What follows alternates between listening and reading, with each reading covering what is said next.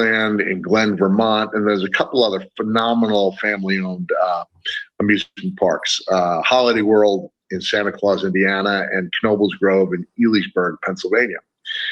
So Knoebels. In Storyland, wow, a family-owned and operated for some 60 years, and then a corporation bought it. And 2 years later, I go with my family, and on some accounts, it's nicer because they've had the money to put in a couple cool new rides, but it just loses a little bit of the magic.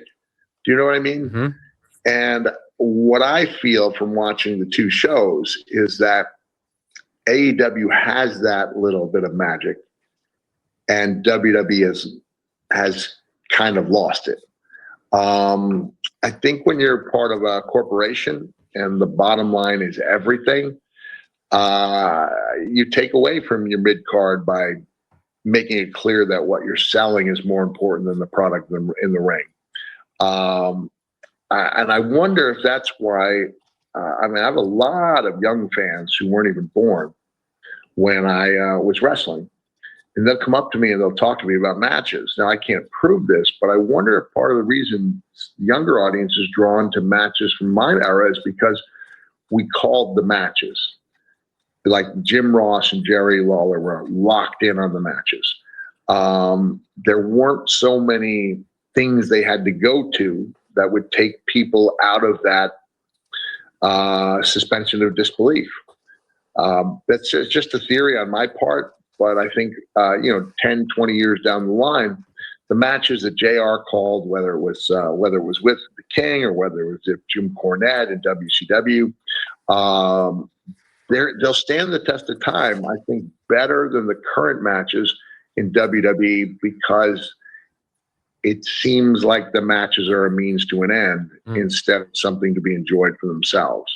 So I just feel like at this point, AEW has the personal ownership shows in a way and a love and a feeling of magic that I don't think the corporate ownership of WWE displays nearly as well. I do also. All right, so that was Mick Foley thoughts on WWE and AEW and why he joined AEW. So give me your thoughts on Mick Foley joining AEW because I know you're the biggest Foley fan that I know. Go ahead.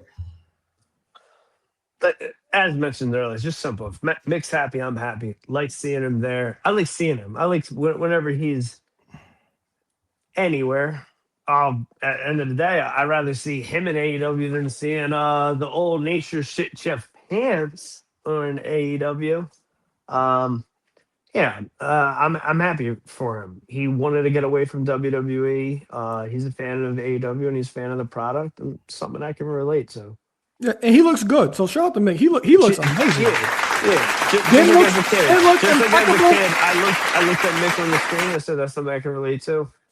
20-something, 30 years later, I'm like, I still relate to him. Yeah, I'm definitely. Well, he was really outspoken about his thoughts on WWE's political views. He also talked about that during the interview, but we don't do politics on the stream. But I'm interested to see what they actually do because he also said he didn't want to be an authority figure or anything like that. I just pray, do not wrestle. Just do a couple. Couple spots and go home. That's all you got to do, in my opinion. Just wear a flannel shirt with an AEW badge. And give. We know I love a good accolade. I love a good championship. If we could unify and get rid of 3, or if he wants a Ring of Honor appearance, hey, you want to go 24/7 ROH or AEW title? Maybe we can flirt. As long as it doesn't look like a green boxing championship. Well, you already know MJF is going to get the mandible claw, so that's inevitable.